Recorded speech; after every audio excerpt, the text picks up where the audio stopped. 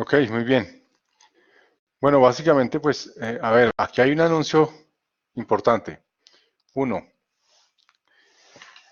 em, hoy mandaron un correo de la decanatura diciendo que aulas virtuales, o sea, notas en Univex del 21 al 24, ¿sí? Quiere decir que nuestra clase tiene que terminar, nuestra actividad o sea, ya calificamos actividad uno y 2. Nuestra actividad número 3 estaría para el 23. No hay más tiempo. O sea, de hoy en 8 días, ¿sí? De hoy en 8 días. Entonces, ¿qué hice yo? Ustedes van a encontrar en la actividad número 2, ¿cierto? Lo dije, creo que eso se dijo ayer, ¿cierto? Pero pues es importante que lo sepan. Yo hice un instructivo breve del cual quiero hablar hoy sobre nuestra actividad número 3, ¿sí? El cual ustedes lo van a ver acá. Es ese instructivo que está sobre el botón de evaluación. ¿Ok? Perdón. Sí, está sobre el instructivo número 3, sobre la pestaña número 3. Ese video, pues, ¿por qué es importante? Porque, pues, básicamente es como una presentación de la rúbrica que quiero hacer para que vaya quedando un poquito más claro. Del contenido de la rúbrica quiero de pronto extenderme otro poquito más el día de hoy. O sea, de qué se trata la actividad, etcétera. ¿Sí? Es este video que ustedes tienen acá. Yo me imagino que, bueno, algunos de ustedes ya lo han visto. Yo sé que algunos ya lo han visto, ¿sí? Eh,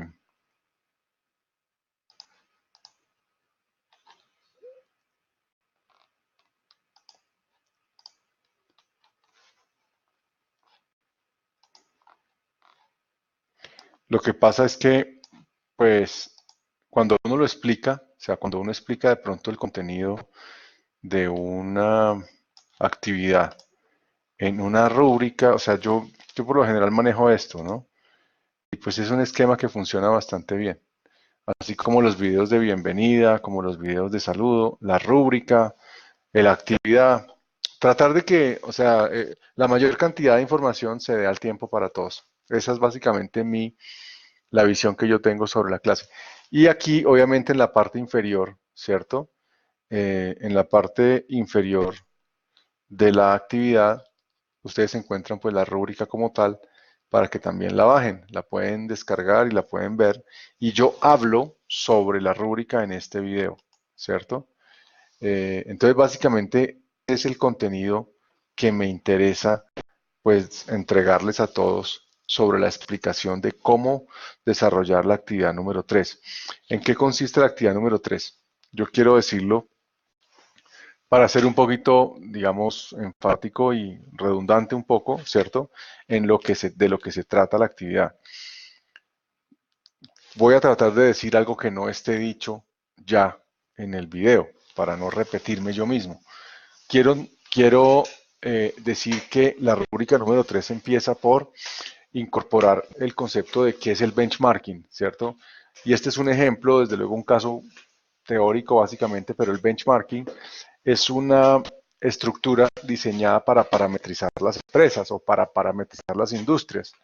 Entonces, pues como este es un caso, eh, básicamente, pues teórico alrededor, hipotético alrededor de cómo construir una línea de negocio o un emprendimiento nuevo, el esquema que vamos a utilizar de benchmarking se hizo a través de investigación, de trabajo de campo, entre emprendedores de base tecnológica que están en nuestro entorno, nosotros. Son los que están aquí en Bogotá. Se hicieron, bueno, aquí en Bogotá, me disculpan los que no están acá en Bogotá, pero se hicieron aquí en Bogotá. Y, y básicamente se hicieron preguntas a nivel personal sobre cómo se relacionan ellos en grupo, cómo se relacionan con su gremio con el que trabajan, cómo ellos interactúan con su familia, qué tan importante es su familia, o sea, ese componente social, ¿cierto? Es el que queríamos investigar desde el punto de vista estratégico, ¿cierto? Interpretar nuestra idiosincrasia, nuestro entorno local, ¿cierto? El componente que nos interesa conocer para saber qué tipo de negocio es el que tiene mayor propensidad a sostenerse en el tiempo, ¿cierto? En otro video que ustedes van a ver en el material de interés, que ustedes lo tienen que ver, que es muy importante que también lo vean, yo me extiendo mucho más sobre ese punto de qué es, digamos, la sostenibilidad, ¿cierto? De una empresa sobre su ciclo de vida. La sostenibilidad de una empresa sobre su ciclo de vida quiere decir que toda empresa nace, ¿cierto? Toda esa evoluciona o toda empresa pues se desarrolla. Digamos que no quisiéramos decir que toda empresa muere, pero hay un ciclo en el que la empresa o se transforma o desaparece. Mm, y la manera como una empresa pues tiene que desaparecer se da por muchas razones, ¿cierto? Digamos que en los emprendimientos el problema es el capital de trabajo. Si ese capital de trabajo se acaba, hay una probabilidad grande de que la empresa pues obviamente no continúe, ¿sí?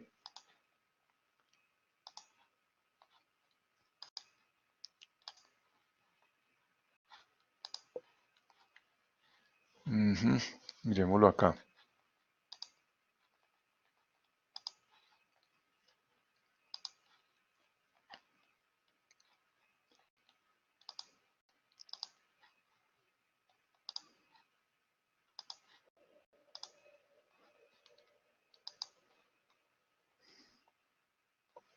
Estos videos que están en el material de interés, quiero hablar brevemente también sobre qué videos son los que yo cargué acá, porque, porque vale la pena que ustedes miren en el material de interés del módulo 3, ¿cierto?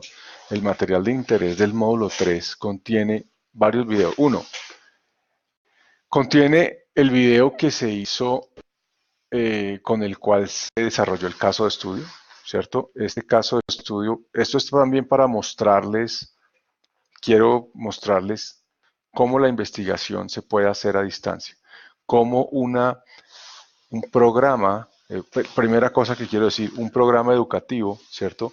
Puede hacer investigación y puede hacer investigación para el programa, puede hacer investigación que redunde en el contenido académico de las aulas. Ustedes se habrán cuenta que pues yo tengo una orientación fuerte hacia el tema de la investigación.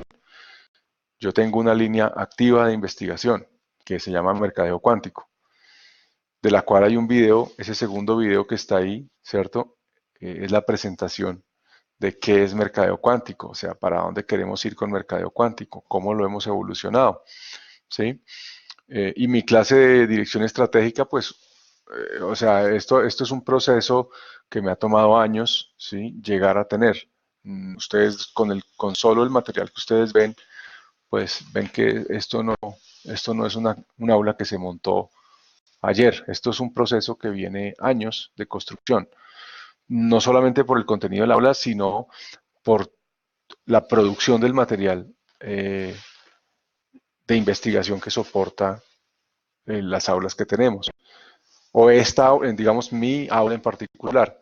Les pongo un video de la primera que hice, de una ponencia que hice una, eh, para una, para un congreso internacional en Costa Rica, donde se habló precisamente de esta tercera rúbrica, que fue eh, la identificación, ¿cierto?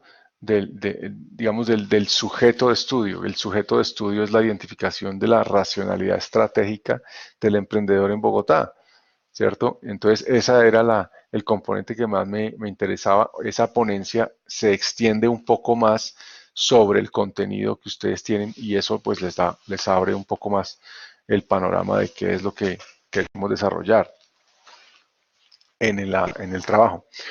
Después de la línea, de la línea de investigación, de la presentación de mercadeo cuántico para los estudiantes, que es en qué consiste el mercadeo cuántico, desde el punto de vista epistemológico, qué es el tema del quantum, por qué esa palabra, por qué. Sí, desde luego que hay un componente motivacional, de marketing, de la especialización y demás, claro, pero también queremos construir un material que perdure, que sea sostenible en el tiempo para ustedes. El tercer video es el que yo venía hablando hace un momento, ¿cierto? El tercer video habla sobre el trabajo de campo que se hizo, la prueba de hipótesis que se hizo sobre el trabajo de campo. Ustedes van a ver ahí que de lo que se trataba esta primera etapa de la investigación, esta investigación se hizo en dos etapas. Una fue identificar eh, la racionalidad estratégica o la racionalidad, digamos, la identidad, ¿cierto?, del emprendedor de base tecnológica. ¿Qué tipo de identidad social tiene? ¿Cierto? Y queríamos ver a lo largo del ciclo de vida del ciclo de vida de un negocio, qué probabilidad tiene de sostenerse en el largo plazo. Entonces, ahí ustedes en ese video van a ver muy claramente que la probabilidad externa, la orientación hacia los gremios, hacia los clientes, hacia el entorno, es la que mayor probabilidad tiene de sostenerse en el tiempo. Opuesto a eso, el emprendedor familiar, pues obviamente tiene una orientación social hacia su entorno afectivo muy fuerte. Entonces hay una ambivalencia fuerte entre qué es mejor, un entorno social fuerte externo o un entorno social fuerte eh, familiar, ¿sí? Y ese es el caso que se nos da en Colombia. Esta investigación se hizo en la India. Yo repliqué, digamos, el trabajo de campo porque yo tengo un grupo de investigación con el que tenemos, digamos, estudios que se hacen en otros países y aquí los replicamos también. Este estudio se hizo en la India y por allá dieron cosas bien interesantes también. Aquí dieron otras cosas. Entonces quisimos replicar este tema, encontrar la identidad social del emprendedor de base tecnológica. ¿Sí? ¿Cómo es? Para mí muy interesante, ¿cierto? Porque sí prevalece, obviamente, el que más identidad social tiene a lo largo del tiempo hacia el entorno, hacia la competencia, hacia los clientes, hacia los gremios. Por otro lado, tenemos un entorno fuerte hacia lo que hacemos, hacia el interior de nuestra familia y cómo incorporamos a nuestros seres queridos en nuestro trabajo. Y así es como crecen las empresas. Entonces, por eso el trabajo en equipo que ustedes querían construir estaba orientado era a eso. ¿Sí? Ese era el contenido, ¿cierto? Eh, la cooperación, como estamos hablando aquí, el concepto de cooperación, o sea, de cooperación y cambio, ¿cierto? Compromiso, cooperación y cambio, es lo que busca incorporar ese individuo en un grupo y en un equipo, ¿correcto? Entonces, ahora ya espero estar tratando de, ¿cierto?, redondear y hacerme entender para dónde íbamos con el contenido de las actividades que hemos realizado, ¿sí? A construir digamos, esa racionalidad estratégica alrededor de lo que sucede en la idiosincrasia del emprendedor local, ¿sí? Y esto de paso es fundamental sobre la teoría de la competitividad. La teoría de la competitividad habla exactamente sobre esto, porque las naciones se especializan y se especializan en lo que mejor saben hacer, ¿sí? Si ponemos el ejemplo de Brasil, ¿por qué Brasil por qué tiene 5 veces el campeonato mundial de fútbol? Pues porque tiene torneos locales muy fuertes. Eso no sale de la manga, o sea, eso es un producto de lo que sucede localmente. ¿Sí? Si yo soy fuerte en una cosa local, tengo probabilidades de competir en el exterior. ¿Sí? No salir a competir en lo que no soy fuerte, ¿cierto? Localmente. Por eso los chinos, por ejemplo, no se preocupan tanto de hacer tratados de libre comercio. Ellos se preocupan es de fortalecer sus industrias al interior de sus países, ¿cierto? Pero la manera como ellas las fortalecen es con la capacitación de su personal. Bueno, etcétera. Una vez tenemos dos clusters, el tema de los clusters, ¿cierto? Es lo que ustedes ven en el tercer video. Colombia busca a través de la Cámara de Comercio formar lo que llaman los clusters, y los clusters son conglomerados de negocios alrededor de un mismo sector, ¿sí? Por ejemplo, en Italia, el clúster de la moda. Wow, es, uno creería que son fábricas muy grandes, resulta que no.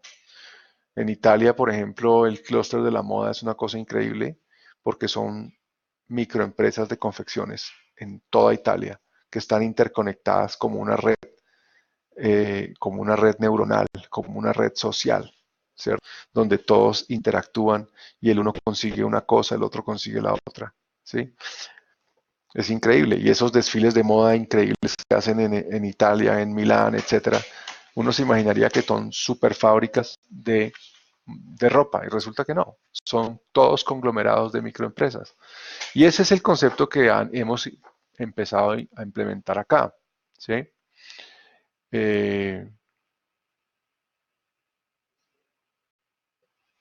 el tema entonces, aquí viene el tema como decimos acá, el trabajo en equipo. El trabajo en equipo es cuando yo empiezo a pensar, ¿cierto? Como una persona que subyace entre todos. Ese es el componente de lo cuántico, ¿cierto?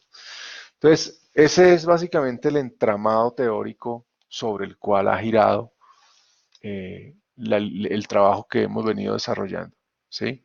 Bien interesante, bien interesante. También hay otros enlaces que valdría la pena que los vieran porque yo he buscado en internet sobre esto y demás y yo les quiero recomendar los enlaces que están ahí, ¿sí? Si ustedes pican, por ejemplo, en esas caritas felices que hay ahí, o caritas ahí como esos emoticones que hay ahí,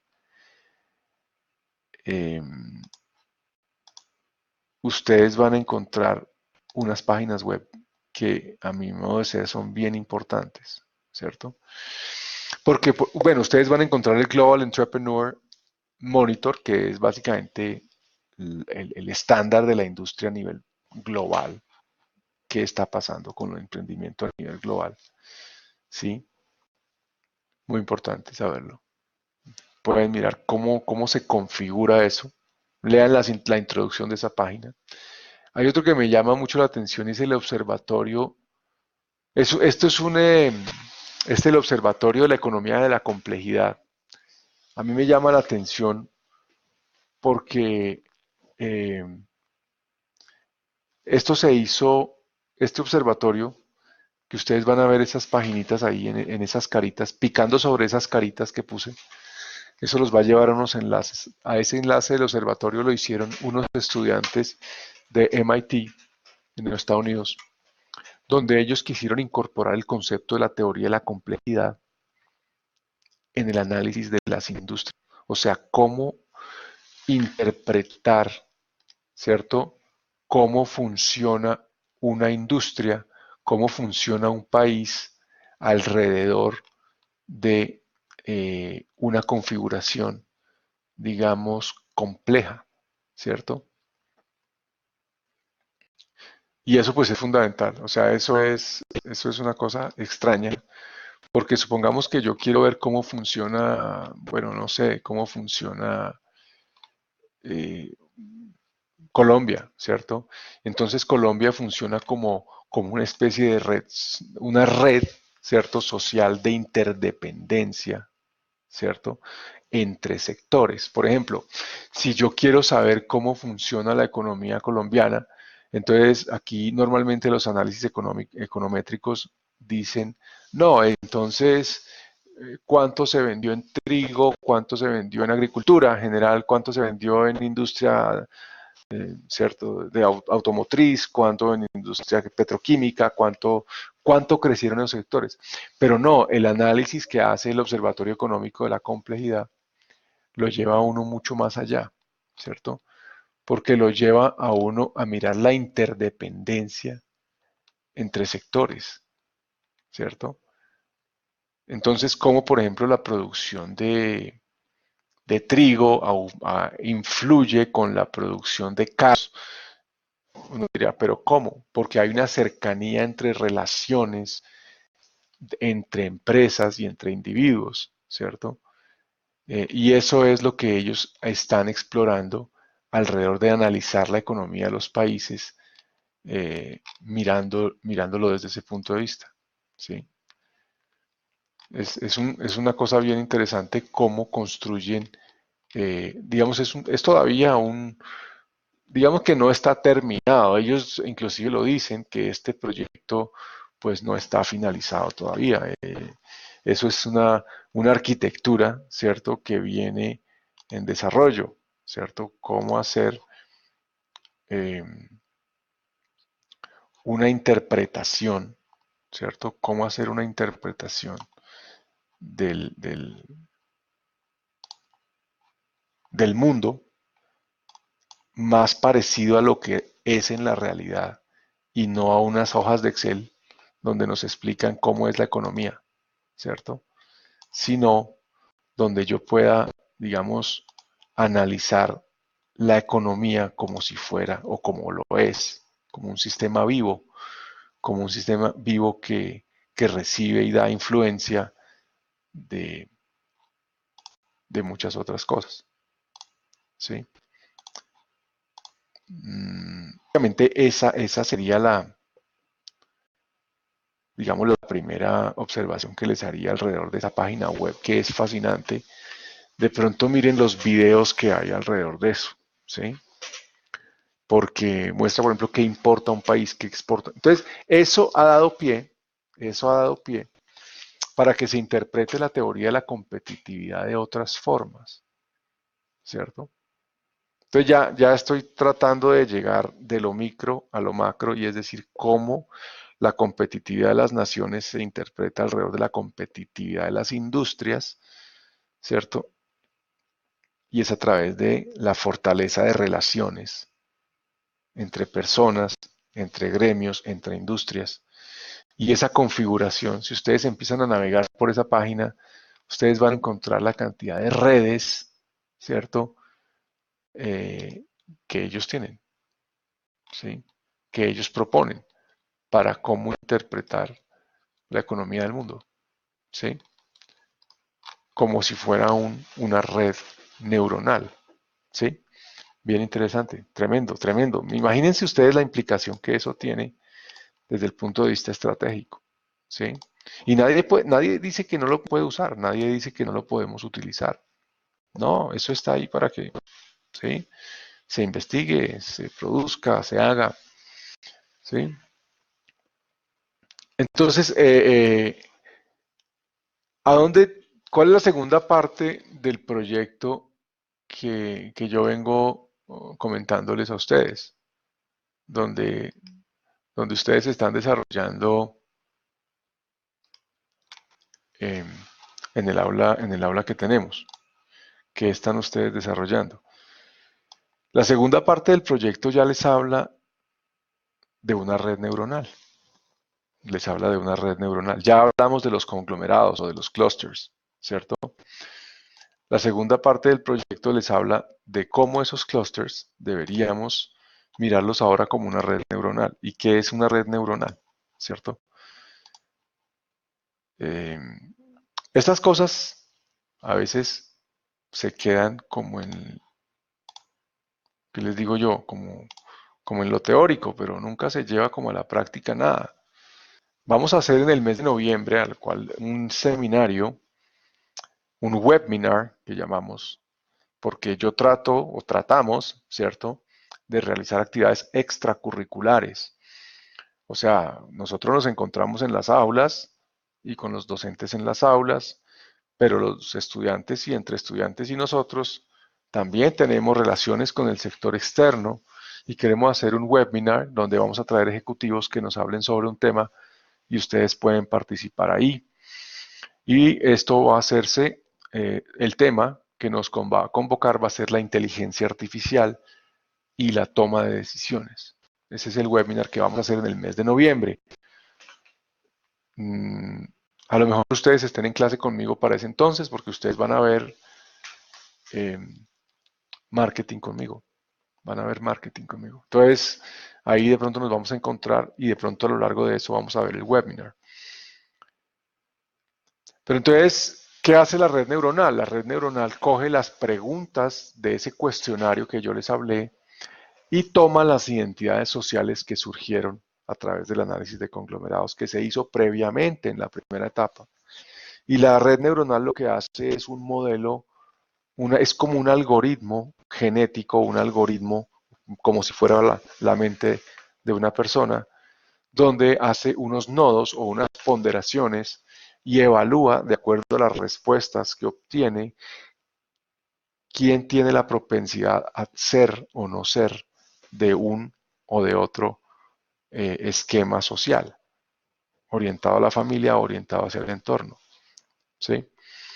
Entonces, es muy importante desde el punto de vista de la gestión. La red neuronal se vuelve importante desde el punto de vista de la gestión, la calidad, porque yo puedo construir un modelo constructivo de gestión de la calidad. ¿Cómo? Si yo tomo los datos y yo utilizo, por ejemplo, el 40% de la red, me puede decir que si yo tomo los datos, el 40% de los datos, puedo predecir que el 60 o el 70% de los datos siguientes van a ser tantos de una identidad social y tantos de otra, ¿cierto? Es como un sistema es como una simulación, es como un reconocimiento, es como esos sistemas de reconocimiento que hay hoy en día, eh, por ejemplo, cuando ustedes cogen el iPhone, ¿cierto? Y ustedes lo desbloquean con su huella digital. Eso se hace con algoritmos que reconocen, ¿cierto? Después de suficientes veces que yo toque, ¿cierto? Mi huella digital sobre la pantalla o sobre el botón de inicio del iPhone, él me dice si ese soy o no soy yo. ¿Mm? Porque él predice, él dice si los patronos los asimila y dice este es o este no es usted. Entonces eso es un sistema de reconocimiento. ¿Sí? Entonces para eso se utiliza la red neuronal en este caso. Esto es poniéndoles un ejemplo de cómo puede ser incorporada la inteligencia eh, artificial en la toma de decisiones, en la construcción de modelos, ¿cierto? Básicamente esa es eh, la introducción, la presentación que yo les hago a ustedes alrededor de la tercera actividad. ¿De acuerdo? Esa es básicamente mi presentación. Voy a hacer otra observación que vi voy a cerrar el tema, ¿cierto? De lo que acabo de decir sobre la rúbrica número 3, que pues este fue un proceso largo y para mí pues a mí me apasiona este tema, pero quiero cerrar este tema y quiero hablar un segundo de la rúbrica 2, que ustedes la entregaron. Bueno, algunos obtuvieron una nota excelente, pues porque se nota el trabajo que hicieron, el interés que hicieron, y eso lo veo en todos, casi todos los trabajos. En algunos no, en un par de trabajos no. ¿Por qué? Porque se nota que no trabajaron en equipo, porque se nota que no leyeron la actividad, se nota que no leyeron la rúbrica y se nota que no vieron las videoconferencias. Entonces, la nota no es la que esperan. Y eso pues sucedió en un par de trabajos. Entonces, sí, eh, esa sería porque el trabajo está excelentemente bien desarrollado por muchos de ustedes. ¿Sí? Entonces, yo les doy esa pequeña retroalimentación. Cuando llega la hora de calificar, yo sencillamente saco mi rúbrica y miro el trabajo y digo, cumplió hasta qué punto, hasta qué punto, hasta qué punto, y califico. ¿Sí? Ya uno como conoce lo que uno está preguntando, uno sabe dónde encontrar las respuestas que está buscando. ¿Sí? Entonces, ahí esa sería mi observación alrededor de esto. ¿Ok? Si alguien tiene alguna pregunta, adelante.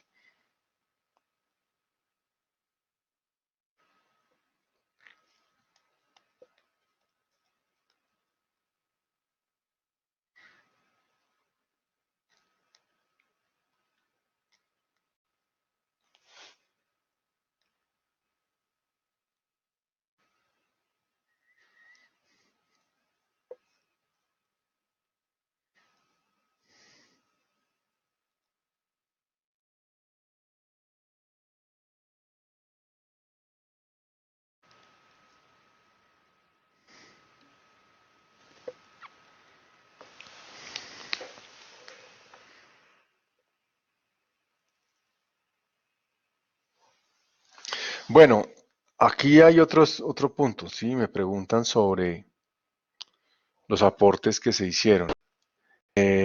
A ver, cuando uno hace ¿cuál era el objetivo de la rúbrica? Miremos la rúbrica número uno. ¿Cuál era el objetivo de la rúbrica número uno? El objetivo de la rúbrica número uno era construir un equipo, lo cual no es fácil de hacer, ¿cierto? Ustedes lo vieron. Pero entonces hay que hacer transición del individuo al grupo al equipo. Cuando yo entrego un trabajo y yo pongo, esto fue lo que dijo Daniel, esto fue lo que dijo María, esto fue lo que dijo Pablo, esto fue lo que dijo Juan, y lo pego, pasamos al siguiente punto, esto fue lo que dijo Daniel, esto fue lo que dijo Pablo, esto fue lo que dijo María, esto fue lo que... Y no hay una síntesis y no hay una observación de lo que ponemos todos, no hay equipo. Esa era el énfasis que yo quise hacer sobre el tema de encontrar algo a partir de lo que todos hacemos. Algunos lo hicieron perfecto, eso era lo que yo pedía. Otros no tan perfecto.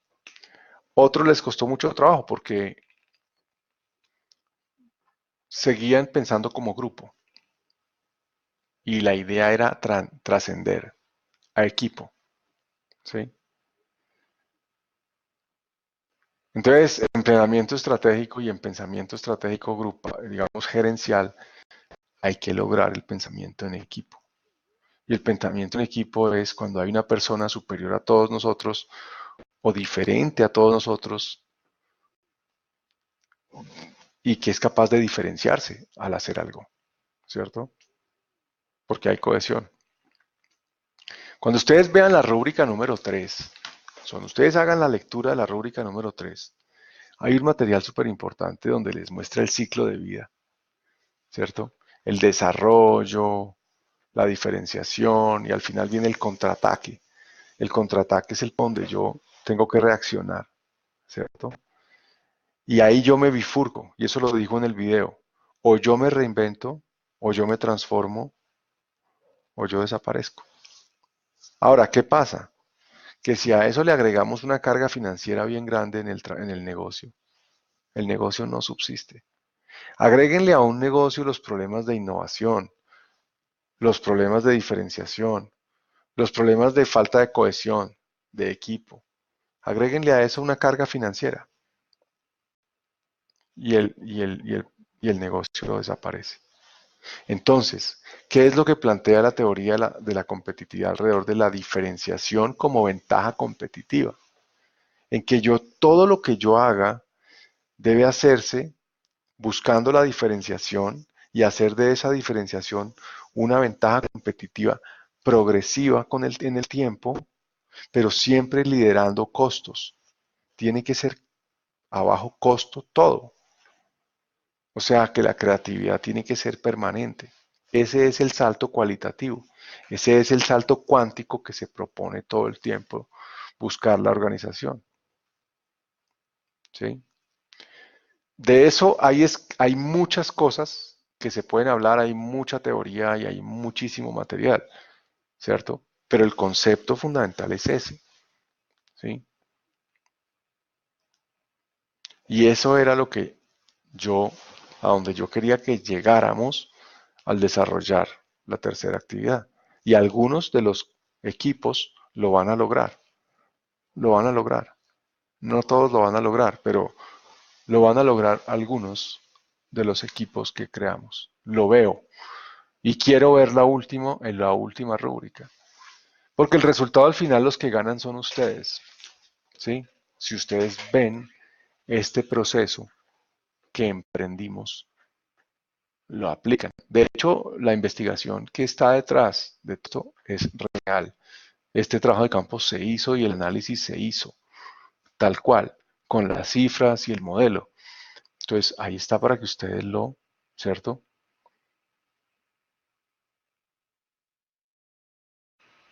Bueno, eh, la falta de compromiso, la falta de comunicación. Claro, agréguenle a todo esto que tenemos un contexto que nos limita. Y es que no vivimos cerca. Nuestro tiempo es corto. O sea que el negocio que estamos creando acá es virtual. Estamos haciendo un emprendimiento digital. ¿Sí? La singularidad. Veo que han hablado con el profe Jairo, que él es experto en ese tema de la singularidad. Bueno, la singularidad, pues, eh, ustedes me explicarán más a fondo qué es eso, ¿cierto? Pero eso se conecta mucho con lo que hemos venido hablando del componente de lo cuántico, ¿cierto? Que es básicamente cómo incorporar ese tema del pensamiento complejo en la estrategia, ¿sí?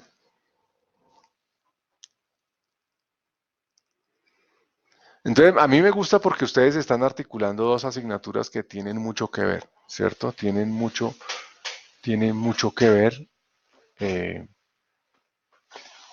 que son ahorita el pensamiento complejo y la materia de dirección estratégica, que tiene que ver mucho también con el pensamiento complejo.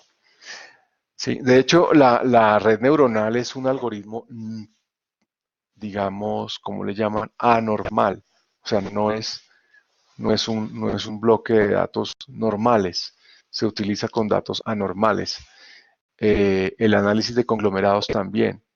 O sea que para interpretar mucho la complejidad, de pronto en las bases de datos es muy bueno también, ¿cierto? Eh, el pensamiento de sistemas, bueno, tú lo interpretas así también. Es decir, fíjese que yo por lo menos, ustedes ya se habrán dado cuenta y ya se dieron cuenta cómo es la estructura que yo manejo en las aulas y es preparar, o sea, diseñar mis aulas. Para mí es un pensamiento de sistemas. ¿Cómo hago yo mis aulas virtuales? O cómo he interpretado cómo a mí me han capacitado también eh, en este tema, y es preparar el aula virtual como si fuera una app de un celular, donde el estudiante encuentre todo en el mismo lugar, ¿cierto?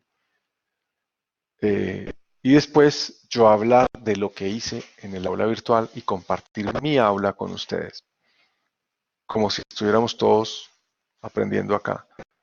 Otros profes hacen una presentación en PowerPoint aparte de lo que, bueno, es decir, yo hago lo que yo comprendo mejor, ¿cierto? Y es, utilicemos toda esta multimedia para hacernos entender de la mejor manera, ¿sí? Entonces, pues esta sería nuestra videoconferencia. Ya la otra semana podemos hacer también, creo que alcanzamos a hacer la otra. A ver, yo ya, es que mira, esto se acabó porque el 24 tengo que subir notas, hoy es 16, ¿cierto? Tendríamos que hacer una el lunes y otra el miércoles, pero esa ya sería de conclusión, no sería ya de nada más que de conclusión del aula, ¿de acuerdo? Entonces voy a estar pendiente del Skype. Tengo algunos mensajes por revisar. Entonces, a ver si podemos dar alguna guía ¿sí? Sobre el proceso que esté haciendo falta. Con la seguridad de que si han trabajado en equipo, esto lo sacan porque lo sacan. Esto es fácil, ¿sí?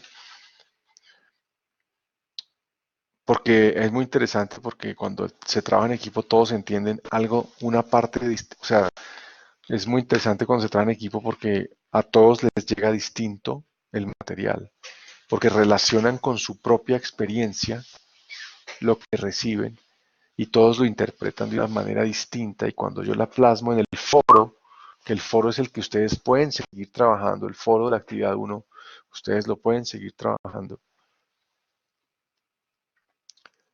Ahí ustedes pueden incorporar el pensamiento estratégico en la complejidad. Termino hablando sobre el tema de las hipótesis, ¿no? El tema de las hipótesis es una construcción, ¿cierto? De una guía de trabajo o una guía de, primero, o de investigación o de formulación estratégica. En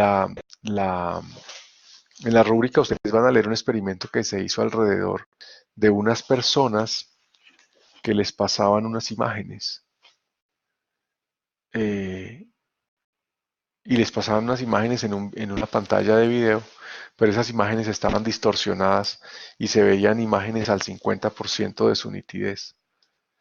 Y le decían, ¿usted qué ve ahí? Y yo digo, pues yo creo que es un niño jugando fútbol. Luego le ponían la imagen al 75% de su nitidez. Y otros decían, no, es un niño jugando fútbol. Sí, es un niño jugando fútbol. Cuando ponían la imagen al 100% de su nitidez, no, no, no, era un carro que se aproximaba, pero pues estaba, no, es cosa, yo tenía otra, ¿sí? Solamente un 25% de quienes se lanzaron a decir qué era lo que creen que es en la imagen distorsionada, cambiaban de opinión al 75% de ver la imagen. ¿Qué es lo que quiere decir eso? Que la gente tiende a anclarse a lo que cree de primero y no le cuesta mucho trabajo descartar una idea preconcebida. Cuesta mucho trabajo descartar una idea preconcebida. O sea, si yo veo algo y empiezo a recibir evidencia en contra de lo que yo creo, la tendencia de uno es empezar a filtrar el conocimiento que estoy recibiendo que no se parezca a la idea que yo estoy construyendo. Y al final, cuando yo llego a mi destino, me doy cuenta que estoy en otro lugar. Entonces, eso pasa mucho con la investigación positivista. ¿Sí? La investigación positivista formula y rechaza hipótesis, porque son hipótesis que valen o no valen. Y en pensamiento complejo, no. En pensamiento complejo se formulan hipótesis estratégicas, ¿cierto? Estratégicas quiere decir hipótesis iniciales o inductivas, ¿cierto? Luego vienen hipótesis, ¿cierto? Competitivas. Competitivas quiere decir que yo empiezo a comparar información que recibo y digo por dónde coger y yo elijo y luego la hipótesis dominante que sale el grupo decide, oiga, entre todos, qué es lo que realmente pasó acá o qué es lo que real. Entonces, el concepto de la hipótesis es perfecto para trabajar. Cuando yo hago, por ejemplo, en trabajar en un foro, todos pueden lanzar una hipótesis inductiva o estratégica y empezar a leer lo que todos ponen.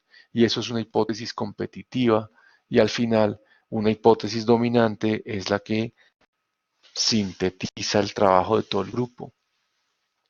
¿Sí? Entonces, ese concepto de la hipótesis ustedes lo pueden desarrollar en el foro. Por favor, lean la actividad número 3. Tiene bastante contenido. ¿Sí? Muy bueno, es muy bueno, ¿sí? A mí me gustó mucho, o sea, la articulación de todo este material cuando yo lo empecé a desarrollar, ¿sí? Bueno, entonces, pues yo les agradezco a todos. eh, Hay 5 escenarios de actividad, ¿sí? Sí, claro, es decir, hay una columna y hay 5 descriptores, ¿cierto? Hay 5 descriptores. ¿Sí? La rúbrica que aparece ahí, esa es la que tengo en la actividad, ¿cierto? para que ustedes la puedan desarrollar. ¿Ok? ¿Preguntas? ¿No? ¿Todo muy claro? Hay que leer bastante de esta actividad, por favor, léanla, participen en el foro y, y los espero entonces. Sería la próxima semana para darle una videoconferencia de conclusión. 5 categorías y 5 descriptores. Correcto. ¿Sí? Entonces, la próxima semana haremos nuestra videoconferencia de conclusión en la que espero que miren la evolución del foro. Por eso trabajen en el foro, porque vamos a hacer una evolución o una revisión de los foros y los evaluamos. Evaluar los foros para saber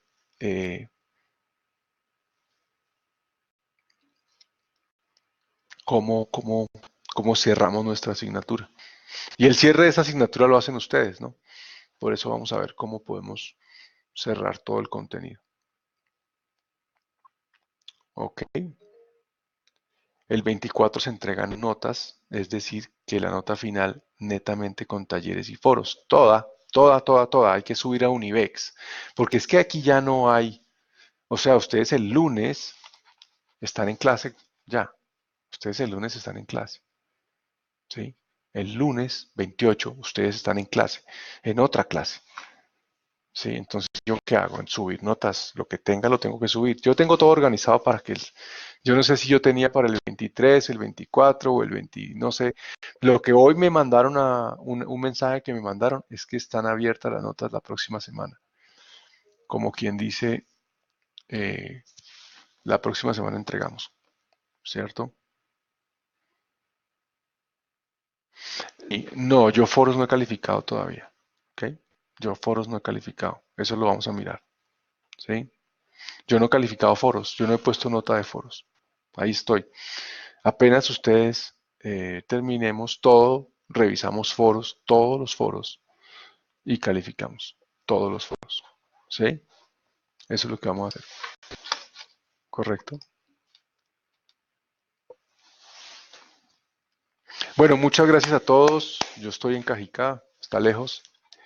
Eh, bueno, entonces los espero la próxima semana, ¿ok?